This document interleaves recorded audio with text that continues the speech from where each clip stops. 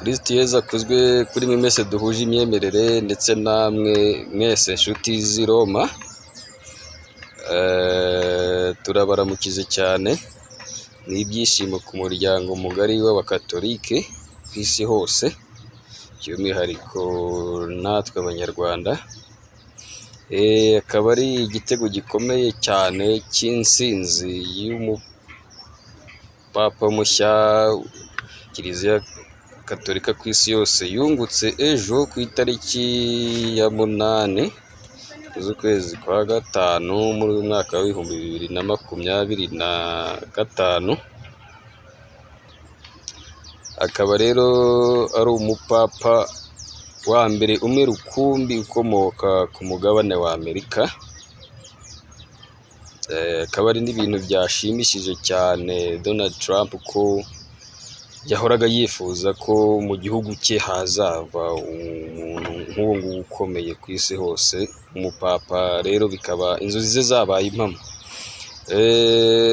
Umugabo, niba nabyita umugabo, ukuzemo kuko yavutse mu mwaka wa 1955, akaba ari umunyamerika, akaba yitwa Robert Francis Prevost, watorewe kuba Papa Leo wa 14. Akaba yarabaye karidinali mu mwaka w'2023. Mu mwaka w'1977 nibwo yinjiye mu muryango witiriwe Mutagatifu Augustine. Ku myaka ye isaga 27 yagiye i Roma kwiga ibijyanye n'amategeko ya Kiliziya. Akaba yarabaye padiri mu mwaka w'1982. Nk'uko bisanzwe bigenda mu yindi mihango yose yo gutora abayobozi nk'aba ngaba, bibera n'ubundi i Vatican. Ni umuhango witabiriwe n'abakaridinali basaga 133.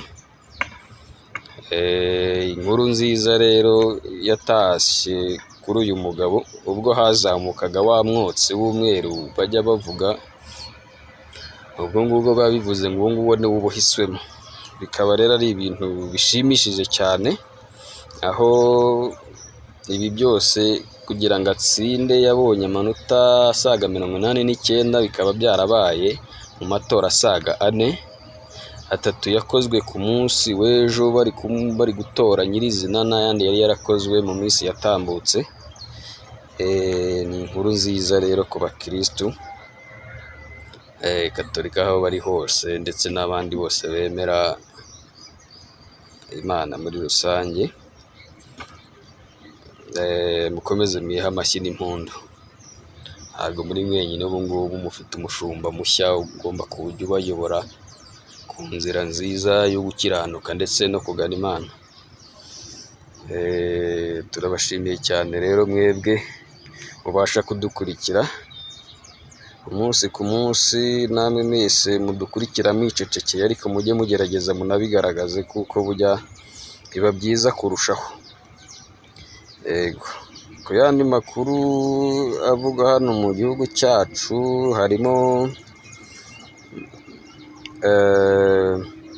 Minisitiri w'Imari n'Igenamigambi Yusuf Murangwa yatangaje ko ikibuga cy'indege cya Bugesera kizaba cyitwa icya Kigali aho kugira ngo cyitwe icya Bugesera.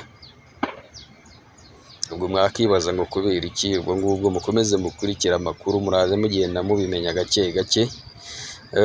Ikindi ni uko sosiyete itwara abantu mu buryo bukoresha amashanyarazi, mbona za modoka zikoresha amashanyarazi, ikaba yaguye ibikorwa byayo yabyaguriye mu ntara, aho yashyize imodoka zigera kuri 10, zisaga ku 10 mu karere ka Muhanga kuri iyi tariki ya 8 Gicurasi muri uyu mwaka turimo. N'andi makuru menshi rero murajya mugenda muyagezwaho umunsi ku munsi. Icyo tubasaba, mukomeze mudukurikire, muduhereze ubufasha, muduhe ibitekerezo, muduhe inyunganizi, byose tuzaza tubigeraho dufatanyije namwe.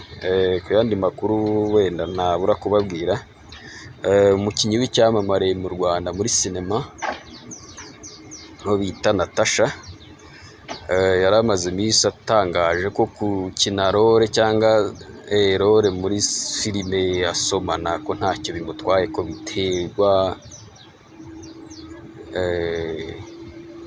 biterwa n'icyo nyine umuntu aba ari bukure mu byo arimo arakora. Hejuru ku munsi w'ejo nibwo yatangaje ko